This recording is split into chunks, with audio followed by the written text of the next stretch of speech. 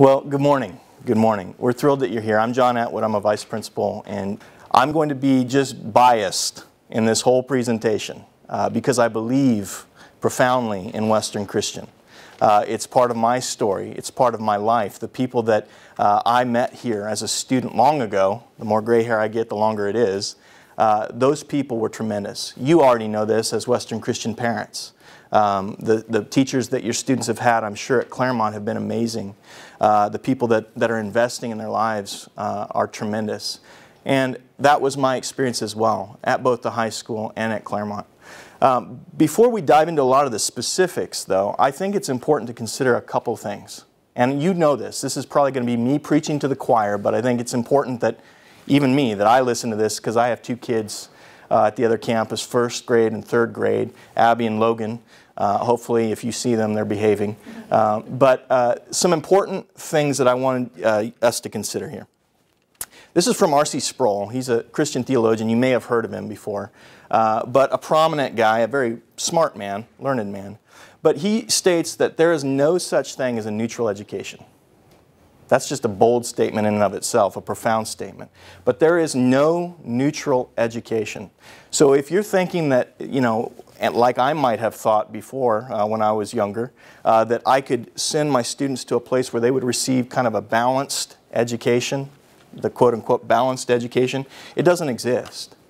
Because just by virtue of the fact that we educate, there's a position that we're taking in everything we say and we do. Every education, every curriculum has a viewpoint. And that viewpoint either considers God or it doesn't.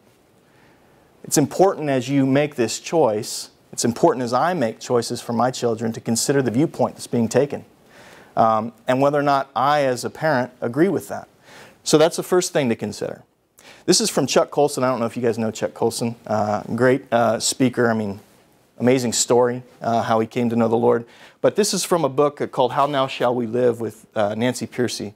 He says, Christianity cannot be limited to only one component of our lives, a mere religious practice or observance, or even a salvation experience. It can't be limited to those things.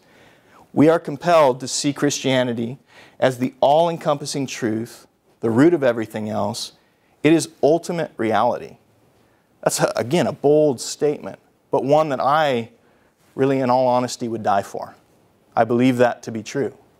The reason why I bring that quote into this is because often in education and in our students' education, we think that education has to be kind of compartmentalized and then there's kind of Christian life on the side, right? And what we end up doing is training our kids to go to school and be good students and learn and kind of mimic and mime all the things that the world may want them to say and do, but then on Sundays, on Wednesdays, they're living a different life. They're operating kind of dissected. And that's not healthy. Here's the bottom line. I believe that Christianity is the ultimate reality. I believe there is no separation from the secular and the sacred. That all truth is God's truth. And those 2 points, those 2 quotes are important because that's what we're about here. That's the bottom line. We believe boldly that, and we're not neutral about it, that the Bible is God's truth, God's word to man, that it's authoritative. And we believe that we want our students to have bold Christian lives where they're not divided, where they're not separated internally. Now, the reason why, again, I bring those 2 things up is because as we consider all the programs, all the offerings, the things that we do as a school, it can't ever forsake these things. Those things are of the utmost importance. So 2 questions to ask yourself as you make this decision, and I think it's important for you. And please understand that if you're looking at a different Christian school, great, great, good. You're not going to have an argument from me about that. I love the one that I'm at, but ultimately the answer to these 2 questions is the most important thing. Does the high school that we as a family are considering truly consider God in its curriculum, programs, and decision making? The proof's in the pudding on that one. The question is, when you go and visit other schools, what are they talking about? What are they placing emphasis on? When you go to their parent night or whatever it would be, where's their focus? And the second question is, does the high school that we're considering view Christian life as something separate from school? You know, you can have your worldview on the side, but when we're at school, we're doing things this way, right? That's a divided life. And that's something that I believe is not healthy. And we can talk about whether you agree with that or not. But this is what we do. We proclaim Him here. We proclaim Jesus Christ. We proclaim the truth boldly. I pray boldly. We want to admonish and teach students. Not because we have all wisdom, but because He has all wisdom. And He gives it to us in the Bible. So that every student that attends here can become perfect in Christ. It sounds like, again, an impossible statement, but with Christ, it is possible. They're being conformed in the image of Jesus daily. So this is what we're about. And I want us to understand that as we talk about AP classes. Because without this framework, without this foundation, none of that stuff really matters. At the end of the day, you want your kids to be healthy and happy. You want them to live productive lives. You want them to honor God with their lives. You would never want them to succeed at the expense of all of those things. And I think it starts with this. So, here's some facts. And maybe these will answer some of the questions that you're coming with. But we have a student-to-teacher ratio of about 17 to 1. We have an enrollment of about 390. It fluctuates. We've had, 420. We've had 380. Flips and flops every year, as, enrollment does. We're old. Founded in 1920. Outside of that, I don't really want to give us credit for any of it. It just means that the Lord has blessed us and allowed us to exist for nearly 100 years. And that's a cool tradition, a cool legacy that we can be proud of. And interestingly enough, it all began in the city of Upland. So you're part of something that is long enduring, that is special. We're accredited both by ACSI and WASC. We have a 6-year accreditation. So that gives you the confidence that at least the high school diploma, junior high diploma isn't as important. I hope we understand that. But a high school diploma is going to be valid at universities. They're going to acknowledge that. And we'll get to some of the universities and schools that students are going to. But we're accredited both by ACSI and WASC. Obviously, you know where we're located. This is a preview that we've provided to other folks as well. We have free busing, right? If you're kind of commuting or your students are commuting in from the east or the west, it's kind of nice to be able to throw them on a bus and not have to pay for gas. And that will be free. Our teachers, 83% with master's degrees or higher. That's pretty cool. Not only have they received their bachelor's degree maybe in the subject area specifically, but they also have a degree, a higher level degree, either in that subject area or in education. They know how to teach. They know what they're doing, and they know what they're talking about. This matters to me, an equal ratio of male to female teachers. That kind of sounds like a strange thing to say or bring up. Why do I say that? Because our young men need men around them. Our young ladies need mentors and ladies around them. And we have both. I love the balance that comes with that. I love walking around at lunch and seeing one of our male English teachers sitting with a group of guys talking and laughing, right? Because you know that discipling is going on. You know that mentoring is going on with both genders, and they need to experience that. They need to be around people of the same gender that are older that can mentor them. We have AP and honors classes, 10 AP courses, 4 honors courses. And we have additional courses available through an online virtual academy that we use through, we partner with a company called 7 Star. And they're a great organization. It's all Christian. It's all a Christian curriculum.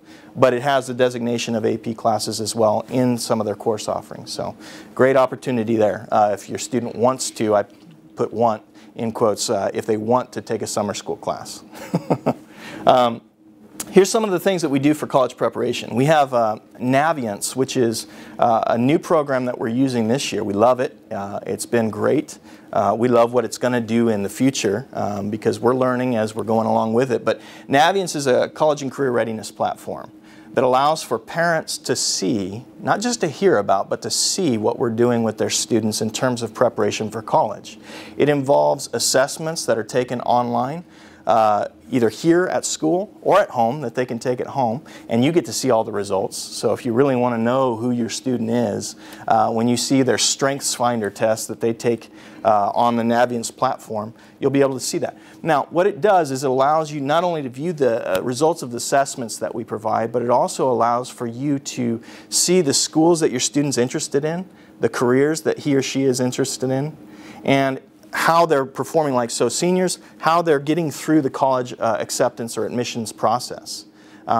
If you've ever had, maybe you have older students that have gone through high school before, but getting recommendations from teachers, knowing where they're at in the application process, all these things that seem so kind of daunting and hovering on the periphery, it's all collected in one area where you can view and see, okay, my son and daughter, they have all their recommendations completed, they have their applications completed, everything's in the mail, sent out. The counselors know that because they're seeing the same thing you are. It's a great way for you and us to keep track of what our students are wanting to accomplish and do. Again, the company is called Naviance, but technically it's called Family Connection. That's the parent side of things, Family Connection.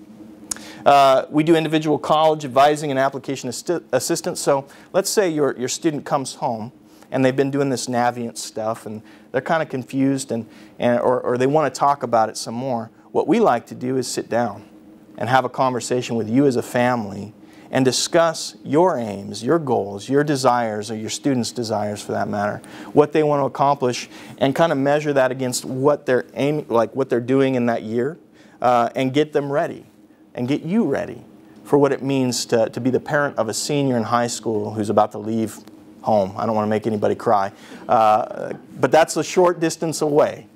It's a short distance away. So we do all of that. We have on-site SAT prep through a company called Revolution Test Prep. They actually come on Saturdays and spend time with those students that quote-unquote want to be here on Saturdays. But they do SAT test prep for students that way. We do annual academic evaluation. So we don't want you to worry about whether or not your student's going to graduate. I mean, we do. But we want to also worry about that and make sure that we're measuring their progress and that they're doing what they need to do, and we're going to be intervening if we ever need to. I know that wouldn't apply to anybody in this room, but we're on top of that, evaluating where they're at. We send them to college prep seminars, students. They get to go to college fairs. We make that known. We have them here on campus twice a year, a parent night, college prep parent night, and that happens in October and then in February. And it's a very valuable time where you can come and hear about what is financial aid, what does that process look like, the FAFSA, all these scary terms that we can demystify, or we pray that we'll demystify. And then, of course, scholarship planning. You know, you want to be able to send your kids to a university, and right now I'm just kind of wrapping my mind around what that might look like as a parent and the cost of that.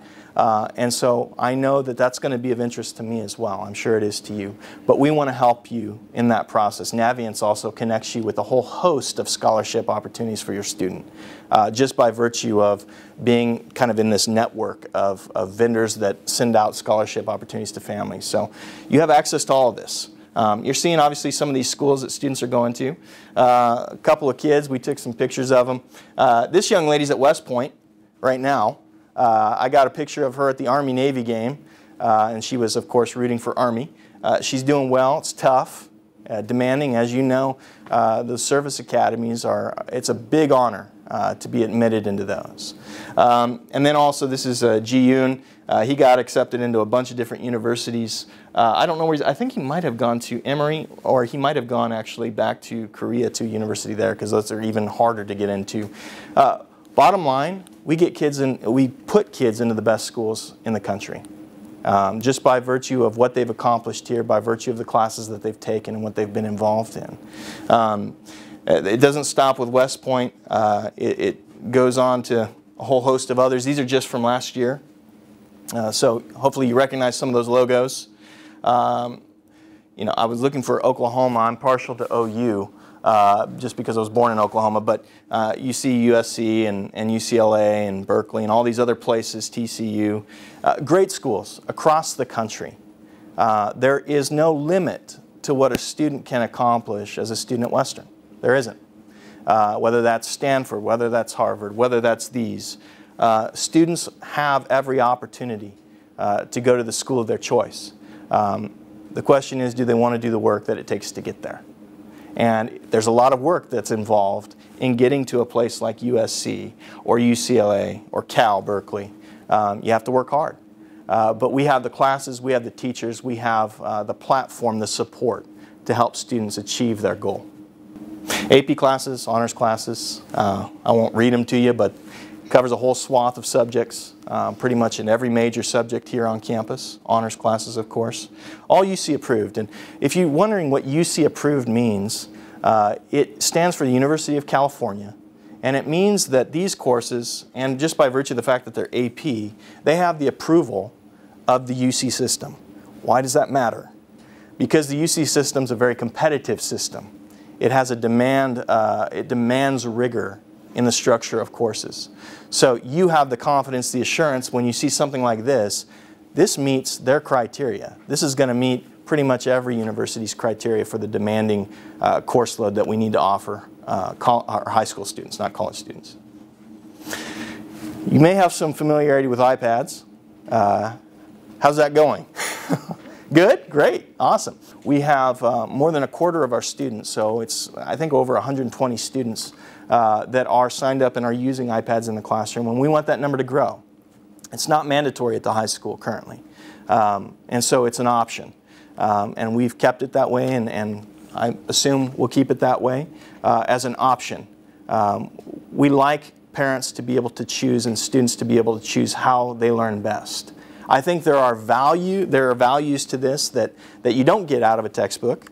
And that's tough for me to say because I was an English teacher, so I loved books. But I think there are some special things that you can do on an iPad that you can't do on a sheet of paper, particularly for students that have needs, that have learning needs. You know, being able to record a teacher talking and take notes and be able to come back to that later is so valuable for some of those students. So you could never do that before, but now you can do it with one small device. So we allow students to use those in the classroom as the teacher permits. Some of the just course offerings, electives, things that really relate to students' passions. We have a whole host of those. Ceramics is a nice feather in the cap for Western. It's a special class where you get Mother's Day and Father's Day presents every year if you go in that class. Great opportunities to do things that matter, that connect with a student's passion, their heart, whether that's music or acting or art. We want students to explore the gifts that God has given them, and we want them to do that boldly, passionately. Great faculty with experience in each one of those. So some of the clubs and organizations, and this is growing. This is something that's in process. We have 3 different academic honor societies that we offer here at the high school. National Honor Society, California Scholarship Federation, and then National English Honor Society. And those are great, again, feathers in the cap for your student when they're applying to a university. Both of the top 2 here, NHS is what we call it, and CSF, have a service requirement. NHS has the most demanding service requirement. And the National English Honor Society has to do with how they perform in their English classes. Again, a nice thing to put on the college application if they've completed those. These are my favorite things. I'm just going to be biased. I love those 3 things at the bottom there. Those are our discipleship groups. Man Cave, right? That's the one that I get to go to. Man Cave is for men, for guys. Greg Lether leads that here on campus. I don't know if you've met Greg, but he's my hero, one of them, and he's one of the top. There's like Captain America and Greg Lether. And he's just an amazing guy, but we get to disciple men, young men, and talk to them about where they're at with God and where they're going with God. And then Joy. Joy is Jesus, Others, and You. It's a girls' ministry that we have. You'll probably, as you walk out of here at the end of this, you'll see posters up, things up for Joy. We're having somebody come in that's an alum who's going to speak to the girls about what it means to get married and date with a Christian worldview, what they need to be mindful of as they're considering those things here at high school. As a father of a daughter, I'm not in favor of it, so just no dating ever. But that's what they do in Joy. They disciple girls. And then Awake is an evangelism class where we disciple students in evangelism. This is, you are sitting in a mission field. We do not expect or ask that every student here, as you know, be a Christian. In fact, we get excited when they're not, because we want our students, and we want as teachers and faculty and administrators to disciple them. So the Awake is a place where we connect and equip students to do that very thing. We talk to them about what it means to share the gospel, what that looks like. They get a chance to practice their faith here, but with the support of people around them, faculty and administrators who love them and who are going to give them the tools that they need to do that. Interact is a service club affiliated with Rotary International. It's a great opportunity, again, another feather in the cap, but more importantly, a way to do ministry with and Interact is secular, okay, in the sense of it's not like a Christian organization, but it is part of the city of Upland, and we partner with them and do service projects with them. It also connects us with opportunities for a leadership academy called RYLA, Rotary Youth Leadership Academy, and every year they come and interview our students and they take them to a leadership academy where they grow them in their ability to be leaders. So a nice opportunity again to do something special. Drama, acting, hopefully you'll get to see some of our performances. It's a great opportunity for kids to get on stage and shine. And we've had students go to universities and major in drama. We have some that are currently in performances and acting right now. Actually one from a few years ago. I think she was Lucy in the Charlie Brown play that we did. Just a tremendous actress, and she's actually getting paid to do it, which is even better. So drama, ceramics, art clubs, International Culture Club. We have international students on campus. I love that. It's a ministry. It's an opportunity to evangelize. So International Culture Club, we're tricky here at Western. We connect International Culture Club with the Awake, and we kind of bring them all together, and it becomes this opportunity to evangelize those who are interested in other cultures, interested in going to other places, eating new foods. We had International Week last week, and we were eating sushi on campus, and I had some dumplings. I ate a lot of them. And we hung out. We had a chapel that was themed towards sharing the gospel to all cultures, all faiths, and bringing the good news to all people. So International Culture Club is a place to do that. And then, of course, Student Class Council and ASB, Associated Student Body, a way for students to grow in their leadership ability. So maybe you have a student that wants to be a part of leading things and designing things and organizing things. They can do that in Student Class Council or ASB. And then Math Lab and Language Lab. If you were like me when you were in high school, Math Lab would have been the place where you needed to be. It probably wasn't the place where I would have been, but where you needed to be. After school, we have it every day. It's free of charge, free, no charge to you. You get to send your student in, and they get help from the math department chair. And then Language Lab. So as they start to learn a foreign language, that becomes increasingly difficult. We teach through immersion. We don't hold them underwater or anything like that. But we speak only the target language in the classroom. It becomes more important that they get extra time doing that. And so Language Lab is available to them, again, free of charge every day after school with Madame Driscoll. We don't call her Madame Driscoll because we're making fun of her. She's the French teacher. And she also can instruct in Spanish as well. So gifted. If your student wants to travel the world, maybe even if you want to travel the world, there are opportunities. We've gone to a bunch of different places. Last year we did a missions trip over spring break.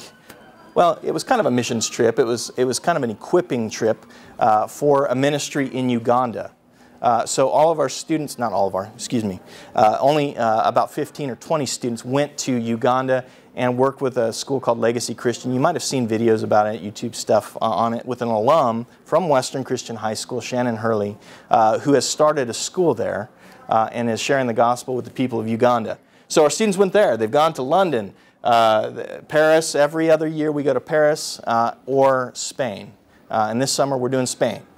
So last summer it was Paris. We've had students go to Taiwan, Hong Kong. I don't think they went to mainland China. We have a presence in mainland China. We're frequently traveling to China. And Korea we've also been to. New York. Drama, I think, went to both New York and London different years. But great opportunities to travel, and we're looking at more. This spring, our students, the high school students, are going to Mexicali with Azusa Pacific University. They're going to partner with them and do some evangelism down there and do some hard work. Now this is something that students do without any quotes. They do want to do this.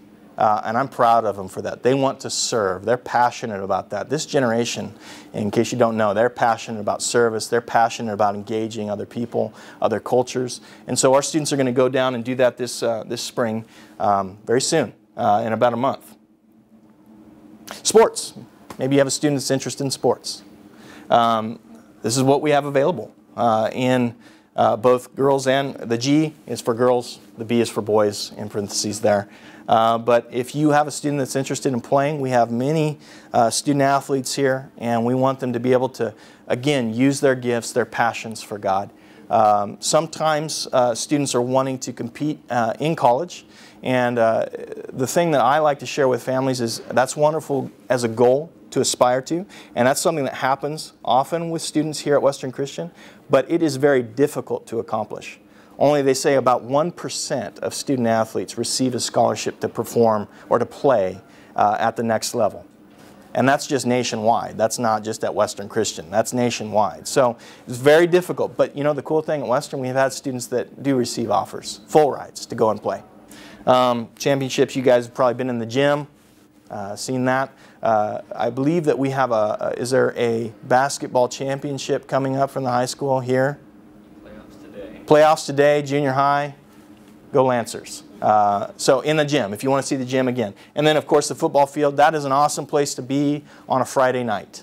If you haven't got to come to a football game on a Friday night, I advise you come to homecoming next year. Even if you don't send your student to Western, just come to homecoming next year because it's an amazing event, amazing opportunity to be in a kind of a small town environment, but full of energy, full of excitement. So football games are great places to be. Here's the fun stuff. All these opportunities just to engage in community, to be together, to do things together, to celebrate each other. As you know, you experienced Harvest. What a magical night, right? That doesn't happen at other schools typically. Western is unique in that way. And those things continue here at the high school. And then we have traditions. Freshman life is one that's very near and dear to all of us here at the high school, because it is an opportunity for us to take your children for 3 nights and just love them to death for 3 nights, 4 days. We go to Hume Lake. I don't know if you've heard of Hume. It's like the Disneyland of Christian camps. It is an amazing place, a magical place. God does a work there every year. And it's, I believe, the 2nd or 3rd week of September, we take all the students and we go up there and we have fun. We don't do homework. So if you're wanting it to be academic, I'm sorry. And I put academics in quotes because they learn a lot about each other, about God. And it's an amazing location. So senior life, or freshman life, and then here's the interesting thing. This is something new that we did last year. We folded senior renewal into freshman life. So freshmen go, and seniors now go. It's a bookend to each of their beginning years and their last year. And so at freshman life, we celebrate them as they start this journey. In senior renewal, we help them exit. We help them begin the process of thinking about what God is going to do in the future and how they need to live. So it's a great opportunity for them in that first month. Senior trip, if they want to go and do some fun stuff, we just have fun. This is not academic again. We go away after they've taken all their finals, the seniors, we take them to various locations around the globe. I'm just kidding. We don't go around the globe. We either go to San Diego, we've gone to San Francisco, and you know, who knows where we'll go next. But senior trip, homecoming, Sadie's, we have dances, prom, right? Those are important things to students, and they're important to you. Great photo ops, right? Thursday, every Thursday is chapel. That doesn't change here. That continues here. That's a priority for us. Again, I go back to those first things we mentioned. That's the foundation. And we want them to experience that in Bible class, and we want them to experience that in chapel every week. And every day, of course, in Bible. Spirit Dress Fridays, you guys are familiar with that. We give students spirit shirts. You may have seen those. I don't know if they have those at the other campus. We like to think ours are really cool because we're high schoolers. But we have some cool shirts designed every year that are connected with their class color, you know. So something fun to do. And then Spirit Week, they get to dress up and do crazy things, which I think is happening right now on the other campus, right? Is today pajama day? Yes. Yeah, my son, we were praying last night, and then he said, "Dad, I don't have to change my clothes when I wake up in the morning." So I didn't know how to feel about that. But anyway, those fun things still continue here at the high school. I think more than anything, what I want for my children, I hope what you want for your children, is for them to be around passionate, dedicated Christians, people that are going to mentor them, people that are going to love Jesus in front of them, people that are going to show them what it looks like to live a life in service to Christ. And that's what we have here. I think that's important to consider as you're thinking about what school is best for your student, because really what you need to be asking is, what people are best to be around my student? What curriculum? And by the way, curriculum's not just books. Curriculum's also the life that's being shared in front of your kids every day. They're a living curriculum here at the high school, our teachers, and at the junior high and grade school. So we have passionate, dedicated Christians who are here because they believe in what we talked about at the beginning, that this is ultimate reality, that Christianity is the way to live, that the Bible is the truth, that Jesus is to be worshipped. And we don't want to make any ifs, ands, or buts about that.